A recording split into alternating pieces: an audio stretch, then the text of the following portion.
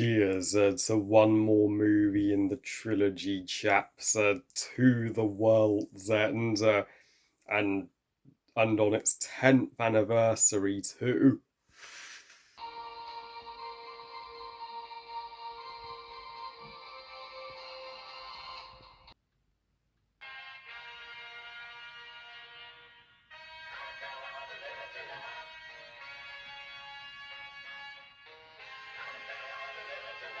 The World's End, directed by Edgar Wright, and is the third and final installment in Edgar Wright's Cornetto trilogy, which began all the way back with 2004's Shaun of the Dead and concludes now with 2013's The World's End. So 9 years to make this trilogy. Not bad, Edgar, right? So The World's End tells the story taking place after the events of Hot Fuzz, where Gary King, played once again by Simon Pegg, and his pals from his high school days, Andy and all the boys complete their pub mission to visit every single pub on their checklist leading up to the big mama, the World's End, and at the same time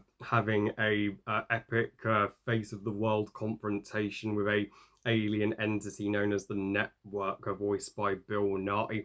This review was most generously requested by a dear friend and subscriber, Jake. So, Jake, always love your requests. So, thanks for this one, Buzzy, and I hope this review delivers for you.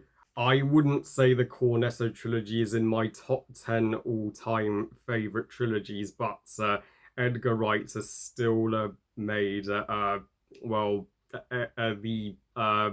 goat of comedy trilogies. I've still yet to see the guy make a bad film or even an underwhelming one, and does The World's End deliver as a conclusion to this acclaimed trilogy? Well, sort of. I mean, it is not as good as the first two, Hot Fuzz or Shaun of the Dead.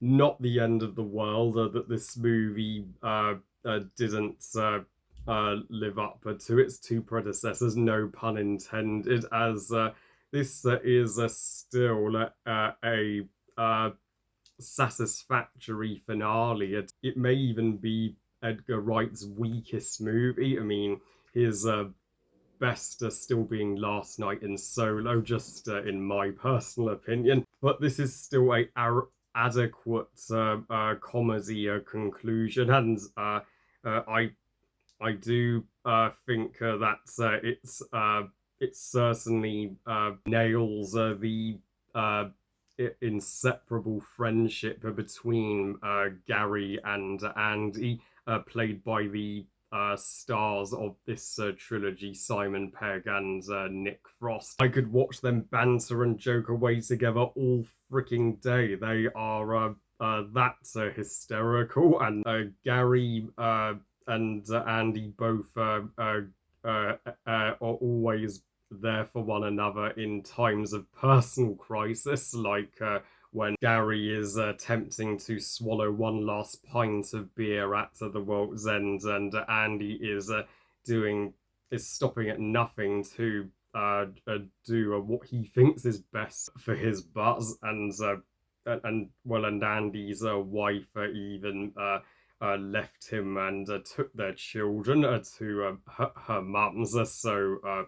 So they are both somebody to talk to, and they stand up to the villainous network in the climax.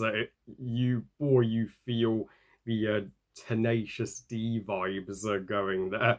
I mean, they are like literal brothers. And while this is not Simon Pegg's and Nick Frost's best performances of the trilogy, they still went out on such a high note here. The entire cast is unfaultable, from Rosamund Park as Oliver's a sister and Gary's a crush. She uh, does uh, join the boys on their pub quest, if you like, and she takes no shits from Gary, and she certainly uh, uh, packs a punch in the action scene with the lady with high heel legs for arms. And yes, Pierce Brosnan does star in this movie too. I mean, what is it with the Cornetto trilogy consistently getting James Bond actors like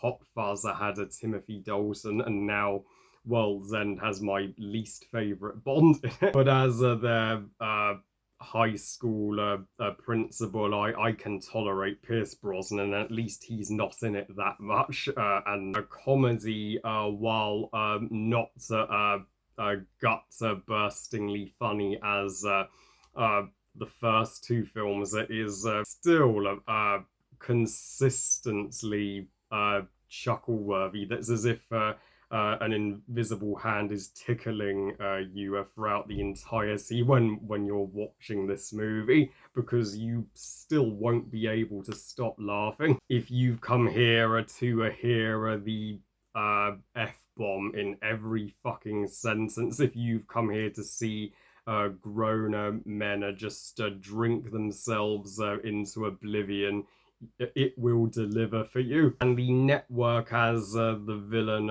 is a mixed bag of an antagonist. I mean, yes, Bill Nye certainly pulls off the menace factor in his voice. When you have a Rattlesnake Jake from Rango voicing a alien entity, I mean, of course you're going to feel on edge when he speaks, but the problem is he never fully appears to Gary and Andy until the third act of the film. So his screen time is extremely limited. When I had my 18th birthday party exactly 10 years ago, and my friends were talking about The World's End, saying how they did not think it was as good as the others, I can now see why. I am clearly with the majority here, as this movie may have performed financially better than Shaun of the Dead, but below Hot Fuzz. And this is the second longest of the trilogy, second only to Hot Fuzz. And the pacing, half of the time, is fine and quick.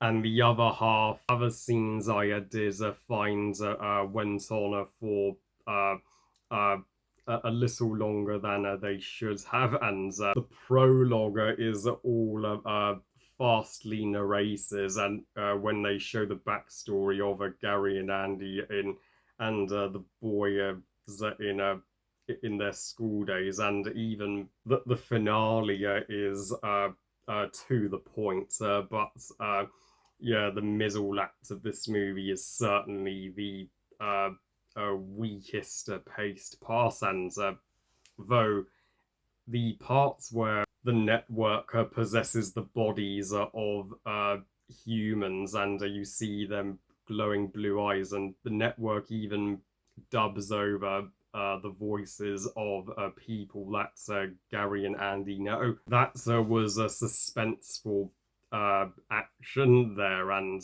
did bring back Shaun of the Dead flashbacks, even though it's not nearly as intimidating as the zombies were in that movie. So overall, The World's End, I think, is everybody's least favourite of the Cornetto trilogy, mine include, is yet I still has a pleasant time with it, and to quote Andy, this movie may be a cock, but it's my cock.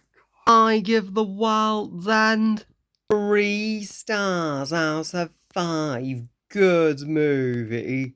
So yeah, I will get to Shaun of the Dead and Hot Fuzz in the near future, because yeah, my Edgar Wright content is only just beginning. Well, And thank you once again, Jacob, for the a wonderful request. I hope this review was everything you hoped for and more. Well, I love you guys. Thank you for watching. I hope you guys enjoyed this review.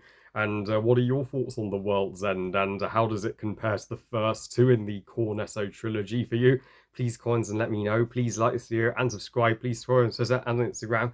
And I'll see you next time when I review In the Fire, the recent Amber Heard movie, as well as I will be seeing the Taylor Swift era's tour movie at some point.